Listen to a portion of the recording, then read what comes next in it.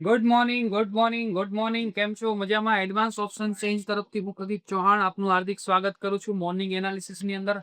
આજના મોર્નિંગ એનાલિસિસની વાત કરીએ તો આપણને આપણો રેઝિસ્ટન્સ કઈ જગ્યા પર દેખાય છે? આપણને આપણો જે રેઝિસ્ટન્સ છે કઈ જગ્યા પર દેખાઈ રહ્યો છે? જોઈએ આપણે એક વખત.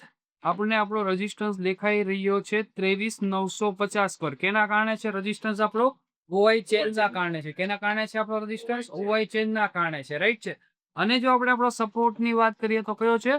23,900 જે આપણો સપોર્ટ છે, રાઈટ છે. હવે એના પછી આપણે જો શિફ્ટિંગ કે કઈ જગ્યા પર શિફ્ટિંગ થયેલું છે જોઈ શકીએ છીએ આપણે અહીંયા એસએફબી થયું છે 23,900 પર હતું, ત્યાંથી કઈ જગ્યા પર શિફ્ટ થયું છે? 23,950 પર. પણ એનો ટાઈમ છે 9:16 નો ટાઈમ છે. કેટલા વાગ્યાનો ટાઈમ છે?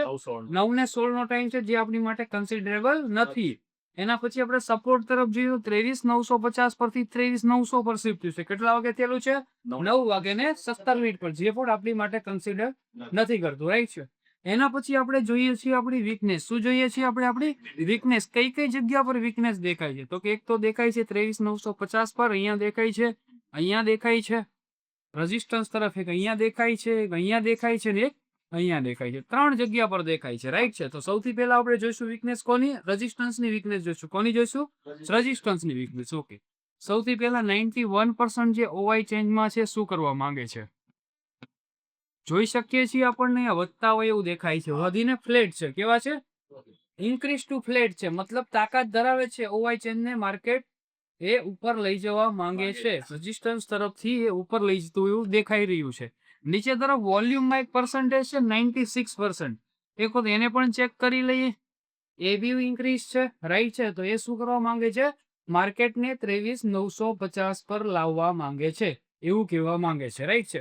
વધી આગળ થોડા. એના પછી એક વીકનેસ દેખાય છે 23,900 પર પણ વીકનેસ દેખાય છે. તો એ શું કરવા માંગે છે એ પણ જોઈએ. એ પણ ઇન્ક્રીઝ છે. કેવું છે? ઇન્ક્રીઝ છે. મતલબ વોલ્યુમ જે છે 23,900 સુધી આપણને દેખાઈ રહ્યું છે. મતલબ કે જો રેઝિસ્ટન્સની વાત કરીએ તો રેઝિસ્ટન્સનું જો પ્રેશરની વાત કરીએ તો એ કેવું પ્રેશર કરે છે? બેરિશ તરફ કરે છે. કેના કારણે કરે છે? વોલ્યુમના કારણે કરે છે. કેના કારણે કરે છે? વોલ્યુમના કારણે બેરિશ પ્રેશર કરતું હોય એવું દેખાઈ રહ્યું છે. રેઝિસ્ટન્સ કેવો છે? એસટીબી. કેવો છે રેઝિસ્ટન્સ? એસટીબી છે. વાત કરીએ આપણે સપોર્ટની. સપોર્ટ શું કરવા માંગે છે? સપોર્ટની અંદર આપણને દેખાય છે અહીંયા 23,950 પર. કેવા છે? ફ્લેટ છે. 74% છે. મતલબ તાકાત છે એને હજી પણ માર્કેટને ઉપર લઈ જવાની તાકાત ધરાવે છે. થોડું ઓપન ઇન્ટરેસ્ટ પણ વધી રહ્યો છે. ઓઆઈ ચેન્જ પણ ફ્લેટ છે, રાઈટ છે. ફ્લેટ મતલબ કે એનામાં તાકાત છે, તાકાત ઘટી નથી રહી. જો ત્યાંથી તાકાત ઘટશે તો માર્કેટને 23,900 ના સપોર્ટ સુધી લાવી શકે છે, રાઈટ છે. તો મારે મારો ટ્રેડ કરવો હોય. જોઈ શકો છો પર્સન્ટેજ ત્યાં ઘટતા હોય એવું દેખાય છે. અહીંયા જોઈ શકો છો પહેલા જયારે આપણે જોયું ત્યારે અહીંયા કેટલા હતા? 76% હતા. અત્યારે કેટલા થઈ ગયા? 73% થઈ ગયા. મતલબ કે એ 23,900 નો જે આપણો સપોર્ટ છે એને સ્ટ્રોંગ કરવા માંગે છે. શું કરવા માંગે છે?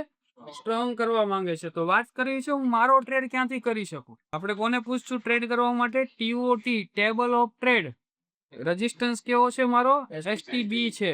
રેઝિસ્ટન્સ છે મારો એસટીબી અને સપોર્ટ કેવો છે મારો? સ્ટ્રોંગ છે.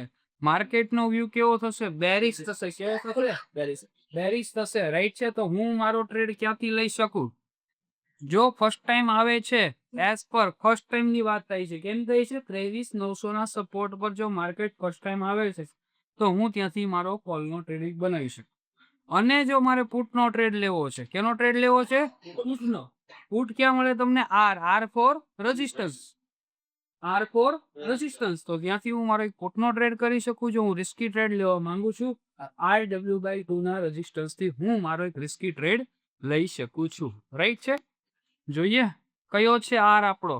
આપણો આર છે 23,950, રાઈટ છે. તો આપણે ત્યાંના રેઝિસ્ટન્સ થી જો અહીંયાથી તમને માર્કેટે એક એન્ટ્રી આપી નીચે તરફ સુધી આપી છે, રાઈટ છે. ખ્યાલ આવે છે? આજ માટે આટલું રાખશું. મળીએ આપણે ઇવનિંગ વેબિનારમાં. Thank you.